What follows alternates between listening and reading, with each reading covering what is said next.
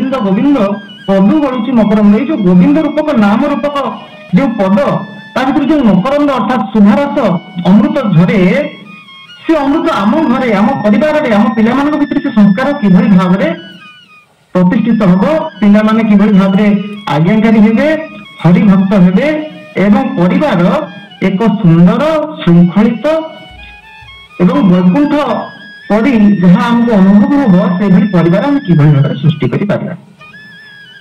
आज विषय वस्तु थिला जे भारतीय शास्त्रीय दर्शन भारतर शास्त्रीय दर्शन में बालकर संस्कार आम माने समस्ते जो धारा जाउछंती से धारार नाम हूँ कालचक्र।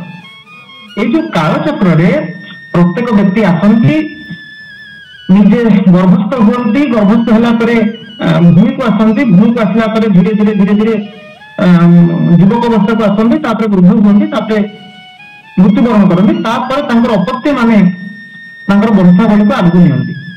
सही क्रम रे समस्तंकर जो व्यक्ति मान बालक बा बालिका माने जन्म होती अन्य व्यक्ति विशेष ठारू सेमानक आमे किभली भाव में श्रृंखलित करि परिबा बा किभली भाव में उन्नत करि परिबा ताहा होछि आजिर विषय वस्तु। आउ औपचारिकतार समय अतिबाहित न करी आमे प्रसंग को जिबा। आजिर गोटे सुंदर कथा कहि रखिए जेतेबेले आमे भागवत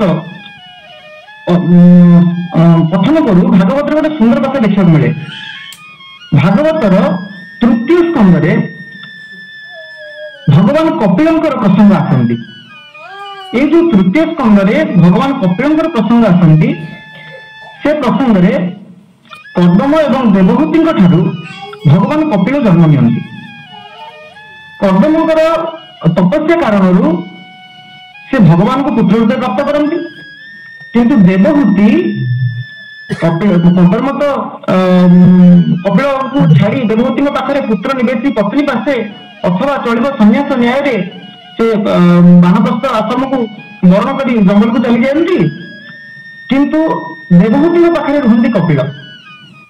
दिने कपिल को देवहूति प्रश्न पचारि बसंती हे कपिल मुक्तिर मार्ग कौन मुक्ति केमिति मिल पार कौन रास्ता अच्छी जहाँ भागवतीय जहाँ ईश्वर निकटवर्ती कर मनुष्य को ये जो भवबंधन जो बेड़ी पड़ी किभली भाव में छिन्न भिन्न कर सुंदर भाव में भागवत प्रश्न देखा मिलती ओडिया भागवत जगन्नाथ दास सुंदर कलम कले स्त्री स्वभाव मुहि मंद न जाने आत्मा भल मंद कि रूपे संसार टूटई मुझे जीवर बंधन फिटई मुझे अज्ञान मूढ़मती स्वभावे अटई जुवती तुमते ज्ञान चक्षु देई उभर दुर्गति खंडाई। आज देवहूति कपिल पाखे शरण पशिले कौन पचारे कहले हे पुत्र तू तो साधारण नुह तू तो ईश्वर अंशावतार तू तो हूँ ईश्वर तेणु मत कह किभली भाव में ये बंधन भवबंधन जो बेड़ी पड़ी किभली भाव में तुटीजीव एवं ईश्वर को प्राप्ति हो पारि। भगवान कपिल निजर मां को प्रश्न उत्तर दौरान कौन कहले मु खाली चुंबके चुंबके जाऊँगी कारण 5टी प्रसंग को उद्धार कर मोर गोटे कालीचरण पट्टनायक गोटे सुंदर लेखाटी मन पड़ुची कमल काकुड़ी परिवा चकाल काटिदेली परिवा को अनेक अल्प दिन को अनेक कथाल झुरी झुरी मरिया तेणु 40 मिनिट समय भितर हुए तो यही प्रसंगर शास्त्रीय उदाहरण दे तार मीमांसा पहुंचा हुए तो कष्टसाध्य महाप्रभुଙ୍କର जहाँ कृपा ता भितर आम जावाक पड़ो तेणु छोट छोट चुंबक चुंबक उदाहरण दे आगू जी कपिल माँ को सुंदर भाव में माँ को कहले माँ जदि भवबंधन को काटिबार अच्छी जदि ईश्वर को प्राप्त करिवार अच्छी गोटे मात्र माध्यम ना कौन अखिल आत्मा पद जुगे ଭଜିଲେ ଦୃଢ ଭକ୍ତି ଯୋଗେ ଏଣୁ ସେ ଭଲେ ଏଣୁ ସେ ଲଭେ ବ୍ରହ୍ମ ଜ୍ଞାନ ଏଥୁ ପଥ ନାହିଁ ଆନ। କହିଲେ ମା ଅଷ୍ଟାଦଶ ପୁରାଣ ଅଛନ୍ତି, ଗୀତାରେ ଅନେକ, ଗୀତା ନାମକ ଉପନିଷଦରେ ଅନେକ କଥା ଲେଖା ଯାଇଛନ୍ତି, ସାଂଖ୍ୟ ଯୋଗର କଥା ଅଛନ୍ତି, ଜ୍ଞାନ ଯୋଗର କଥା ଅଛନ୍ତି, ଆଉ ଭକ୍ତି ଯୋଗର କଥା ଅଛନ୍ତି, କର୍ମ ଯୋଗର କଥା ଅଛନ୍ତି। ଏ ସବୁ ଭିତରେ ମା କେବଳ ଭକ୍ତି ଯୋଗ ହେଇଗଲା ଶ୍ରେଷ୍ଠ। ମା ଯଦି ତୋ ପାଖରେ ସାଧନ କରିବାକୁ ସମୟ ନାହିଁ, ଯଦି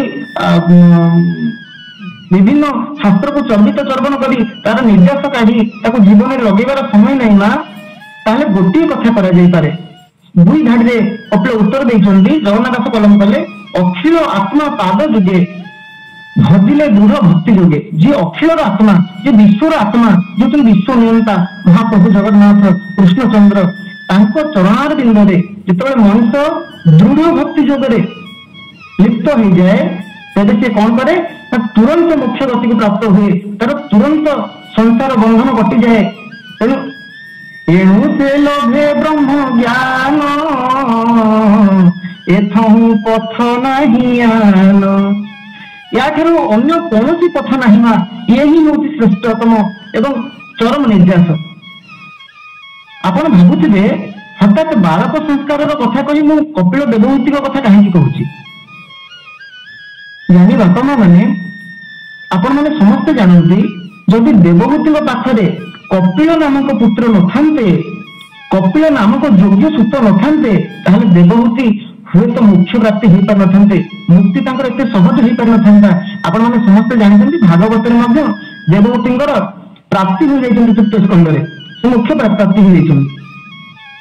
ତେଣୁ ଆମର ବିଚାର ଆସୁଛି, ଆମେ ପ୍ରତ୍ୟେକ କେମିତି ଜଣେ ଜଣେ କପିଳଙ୍କର ବାପା ମା ହବା, ଗୋଟେ ଗୋଟେ କପିଳ ଆମେ ତିଆରି କରିବା କେମିତି, କଣ ରହିଛନ୍ତି ତା ପଛରେ ବିଜ୍ଞାନ। ମୋର ମନେ ପଡୁଛି ଆଚାର୍ଯ୍ୟ ଚାଣକ୍ୟଙ୍କର ଯେଉଁ ଅର୍ଥଶାସ୍ତ୍ର ରହିଛି, ତା ଦେହରେ ସେ ଏକ ସୁନ୍ଦର ଶ୍ଲୋକ ଲେଖିଛନ୍ତି, ते पुत्राज पितृभक्त्या स्वपिता जस्तु पोषकः ता नित्रजस्य विश्वास साधर्या जत्र निवृत्ति। यार अर्थ, जो पुत्र पितामातांकर सुंदर भाव देखा रेखा करे, भरण पोषण करे, पितामातांकर जत्न निये, से पुत्र होची भाग्यवान। ଆଉ ସେଇ ପିତା ହଉଛି ଭାଗ୍ୟବାନ ଯୋଉ ପିତା ପୁତ୍ରର ଶାରୀରିକ ମାନସିକ ଭାବରେ ଉନ୍ନତ କରି ତାକୁ ଉତ୍ତମ ଶିକ୍ଷା ଦୀକ୍ଷା ଦେଇ ତାର ଭରଣ ପୋଷଣ କରି ତାକୁ ସମାଜକୁ ଦାନ କରେ, ସମାଜ ଉଦ୍ଦେଶ୍ୟରେ ଯାହାକୁ ଉତ୍ସର୍ଗ କରେ, ସେ ପିତା ହଉଛି ମହାନ। ତେବେ ସେଇ ପିତା ଅଧମ କୋଉ ପିତା? ଯିଏ ନିଜର ପୁତ୍ରକୁ ମାନସିକ ଭାବରେ, ଶାରୀରିକ ଭାବରେ ଏବଂ ସର୍ବୋପରି ସର୍ବ ଉପଯୋଗୀ ନ କରି ସମାଜକୁ ଏକ ଅଯୋଗ୍ୟ ପୁତ୍ର ଦାନ କରିଦିଏ, ସେ ହେଉଛି ଏକ ଅଧମ ପିତା।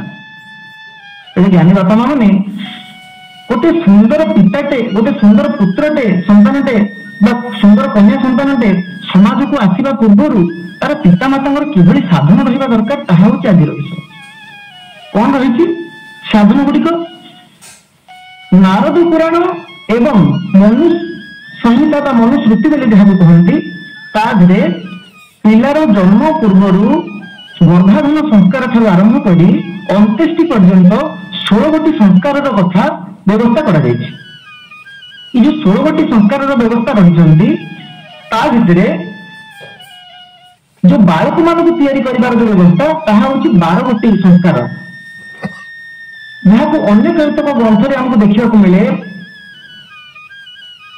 ଭାଗବତ ହୁଅନ୍ତୁ, ବ୍ରହ୍ମପୁରାଣ ହୁଅନ୍ତୁ, ୟାକୁ ସବୁ ମିଶେଇ ଚର୍ବିତ ଚର୍ବଣ କଲା ପରେ ବା ଆକୁ ସବୁ ଆଣି ମିଶେଇ ଦେଲା ପରେ ଯାହା ନିର୍ଦ୍ଦେଶ ବାହାରନ୍ତି, ତା ବାଳକକୁ ତିଆରି କରିବା ପାଇଁ 4ଗୋଟି ସଂସ୍କାର ହଉଛି ମୁଖ୍ୟ। ତାହା କଣ କଣ? ଏକ ହଉଛି ସମୟ ସଂସ୍କାର, ଯାହାକୁ ଗର୍ଭାଧାନ ସଂସ୍କାର ବୋଲି କୁହାଯାଏ। ଦ୍ୱିତୀୟ ହଉଛି ଗର୍ଭ ସଂସ୍କାର, ତୃତୀୟଟି ହେଉଛି ଜାତ ସଂସ୍କାର ଏବଂ ଚତୁର୍ଥଟି ହେଉଛି ସଙ୍ଗ ସଂସ୍କାର। ସଙ୍ଗ ସଂସ୍କାରରେ 2ଟି ବିଭାଗ ଆସନ୍ତି, ଗୋଟେ ହଉଛି ବାଲ୍ୟ ସଂସ୍କାର, ଆଉ ଗୋଟେ ହଉଛି ଯୁବକ ସଂସ୍କାର। ଜ୍ଞାନୀ ବାପା ମା ମାନେ ମୋ କଥାକୁ ଟିକେ ଧ୍ୟାନର ସହିତ ଶୁଣନ୍ତୁ, ଯାହା ଆମର ଜୀବନରେ ପିଲାମାନଙ୍କୁ ଗଢିବା ପାଇଁ ଅତି ଉପଯୋଗୀ ହେଇଥାଏ। आपण मानकु गोटे सुंदर गल्पर उदाहरण देवी। आपण माने समस्ते जानिछन्ती रामायण रे जो रावण कथा वर्णना करा जायछि से रावण पिता हेउछन्ती माता हेउछन्ती निकषा, बापा हेउछन्ती विश्रभा। ताकर बापा हेउछन्ती विश्रभा एवं माता हेउछन्ती निकषा। विश्रभा जने ब्रह्मज्ञान संपन्न ऋषि,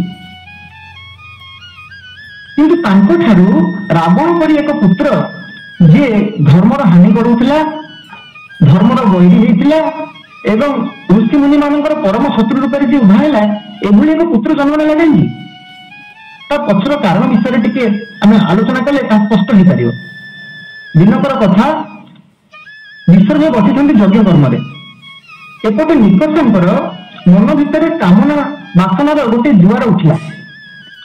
निकष निजर मन रे आसुथिबा कामना वा वासना को चापी न रखि पारि बा संवरण न करि पारि विसर्गଙ୍କୁ बाध्य କରିଥିଲେ ତାଙ୍କ ସହ ଶାରୀରିକ ସମ୍ବନ୍ଧ ବନେଇବା ପାଇଁ ବା ପୁତ୍ର ପ୍ରାପ୍ତି ନିମନ୍ତେ।